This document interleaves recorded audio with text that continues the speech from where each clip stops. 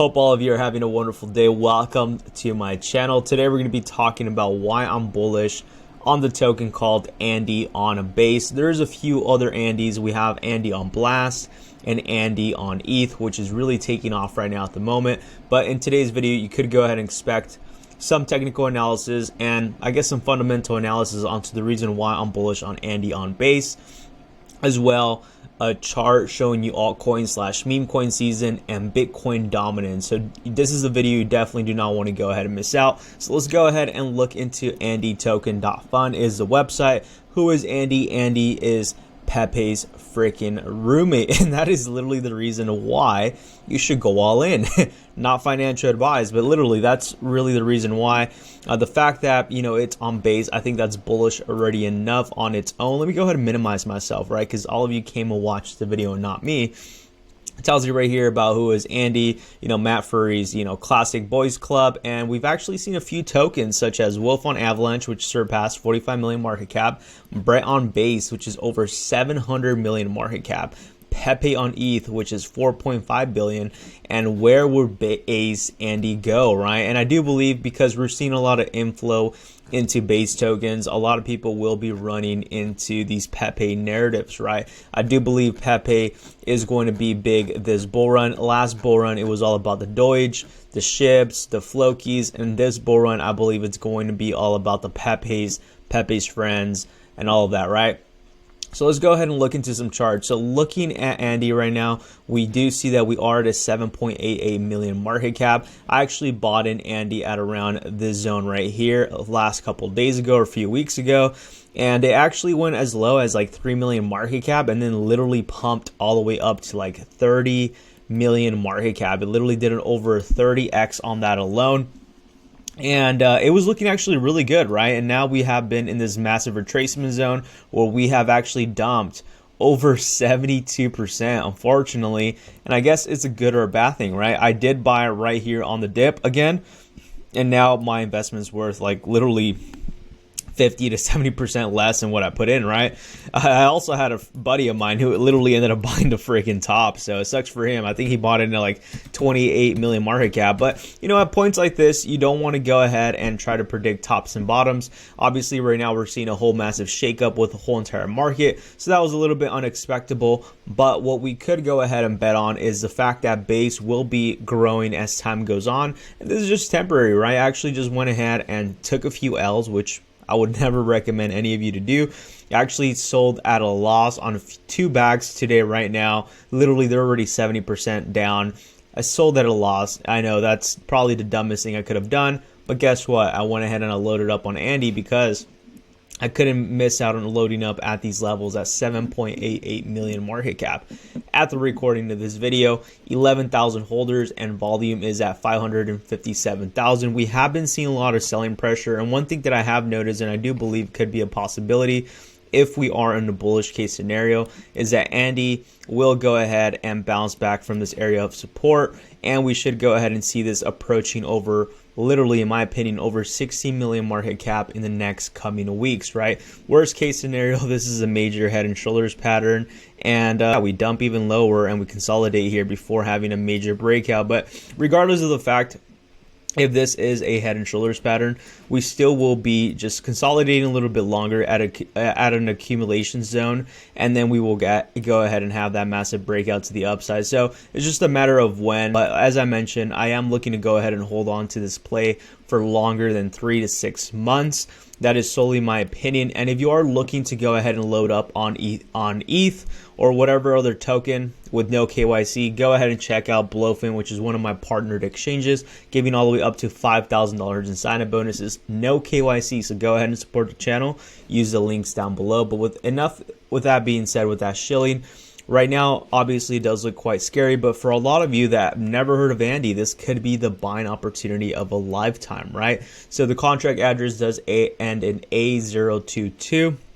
And as I mentioned, I do believe this thing will be picking up based on the fact that we are also seeing Andy on ETH currently right now hit as high as 150 million market cap. See, the difference between Andy on ETH and the one on base is that Andy on ETH you have to keep in mind they did raise funds to go ahead and get centralized exchange listing. So they are listed on a few exchanges already, and that's the reason why we're seeing massive volume. But one thing that I found very interesting, if you were to compare both charts right now with Andy on base and ETH, is that literally as Andy on base was taking off within this zone right here, we actually saw Andy on ETH actually go down, and this is actually where we were at during that time. Andy on ETH was actually dumping, and Andy on base was actually pumping. So looking at the charts, maybe it's an inverse, right? Maybe when Andy on ETH dumps, maybe Andy on base pumps, or maybe they both pump together. But right now, obviously it is normal for Andy on base to go ahead and be at a retracement due to the fact that we have done over a 10x, right? So obviously this is a little bit more technical, and I'm still not done. So if you're still watching, go ahead and do me a huge favor and smash that like button, and go ahead and put down an emoji with the rocket emoji if you're still here watching at this moment on the video. Already 6 minutes in, right? And we still have a few more minutes. I apologize, but I think this is information you definitely do not want to go ahead and miss out, right? So if Andy on ETH, let's say for example, does top off, because it will have to go ahead and get a retracement, right?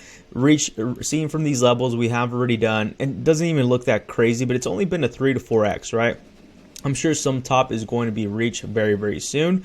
And I do think that if this thing was to go ahead and dump, I don't know where it's going to dump. If it does dump, and we do go ahead and see that correlation where every time Andy on ETH dumps and Andy on base pumps, now we know what to go ahead and, look for in the future, right? So we're going to go ahead and keep that up to date. So definitely go ahead and save this video, and we'll come back to it and see if there is some sort of inverse correlations, because it's kind of interesting that it's been doing almost very similar patterns, right? If you go ahead and look at Andy on base right here, you see that it dumped for 1, 2, or if you count this bottom right here, 1, 2, 3, 4, 5, 6, 7, 8 days before it had a major reversal. And if we go ahead and talk about Andy on base, we see we have 1, 2, 3, 4, 5, 6, 7. So, and it looks like we are looking for some sort of area of support. So depending on where you count it from, I would say we're between that 6 to 7 zone on the days.